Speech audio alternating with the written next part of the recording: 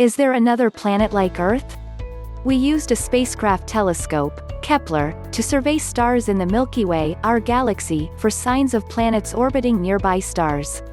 We could tell by very sensitive observations of the stars, wobbles in their light output caused by larger objects rotating regularly around them, partially blocking their light. And so in the years Kepler was able to keep its liquid nitrogen-cooled infrared sensors cool, it detected and confirmed several thousand planets of near-Earth size and position. And this is only from nearby stars in our galaxy. There are untold billions of stars in other galaxies too remote to sense this way. As of the 26th of September 2019, there are 4,057 confirmed exoplanets. The majority of these planets were discovered by the Kepler Space Telescope.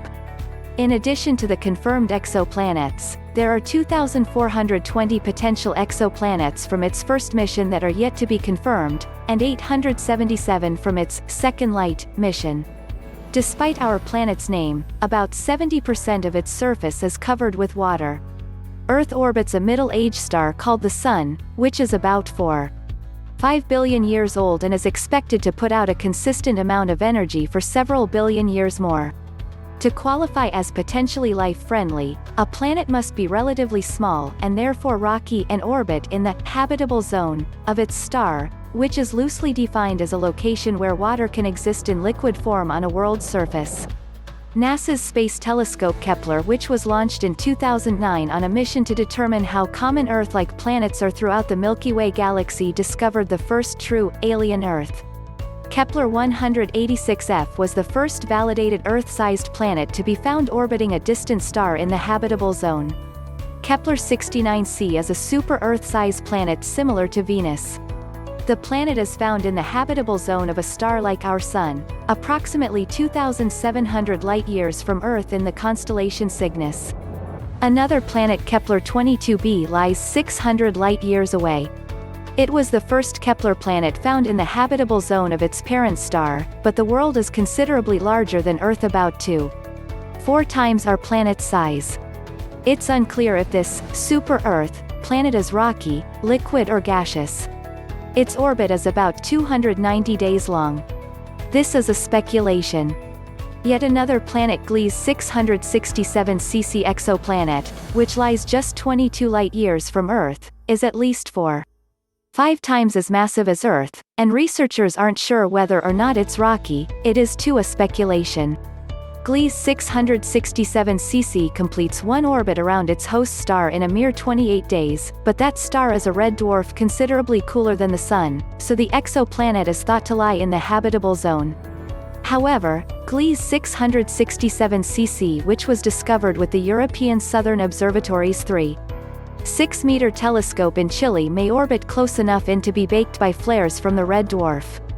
Like this, Kepler telescope found identifies more planets which can be alien Earths, which may have life-sustaining atmosphere and water holding rocky crust with a sun to energize it reasonably. It all depends really of what you mean, like Earth. There are a million of variables, any of which could be different, and it would be like Earth, but then again it would not be like Earth.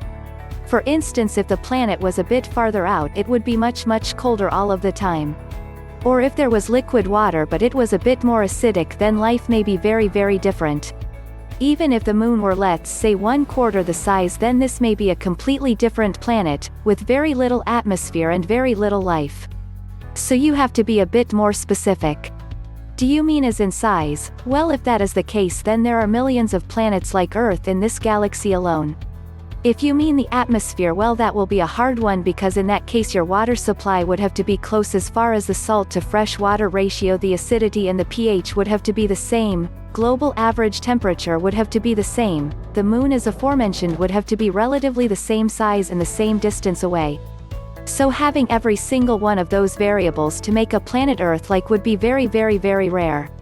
Sure, there are planets where the air pressure would allow you to not have a spacesuit, but you may not be able to breathe without a supply of O2. There are other places that can be considered Earth, like in our own solar system. The CO2 to O2 ratio may be just a tiny bit different, but it will still kill a human. The water may be a bit more acidic and you cannot drink it, but it could still have liquid water. Perhaps you just mean gravity then? Again, the numbers for that will be in the millions, but the size of the planet could be twice as big and the dirt ground was too loose to support anything. Or it could be half the size with the same gravity, but the ground would be too compact for any water to be absorbed into it.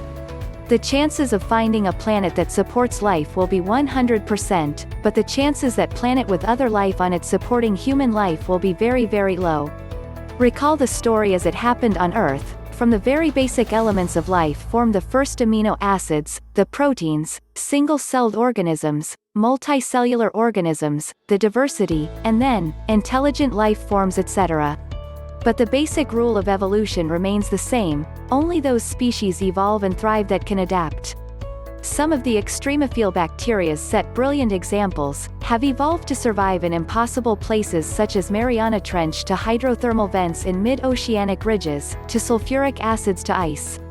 Now, let's experiment talking in context of Mars.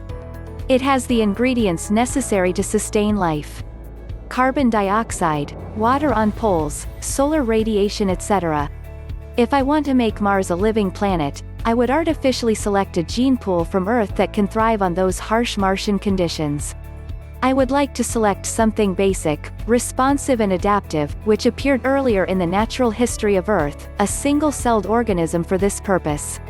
I would then send a probe and an incubation system to see how the bacteria are performing in the Martian conditions and start the process from scratch if results fail. The idea is to repeat the story again, as it happened on Earth from the basics. Life happening on Earth was statistically a rare event, and all we need to make sure is to give enough number of tries so that it happens on the other planet too.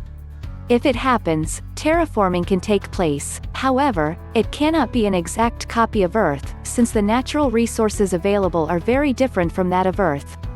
Evolution would go in a total different direction.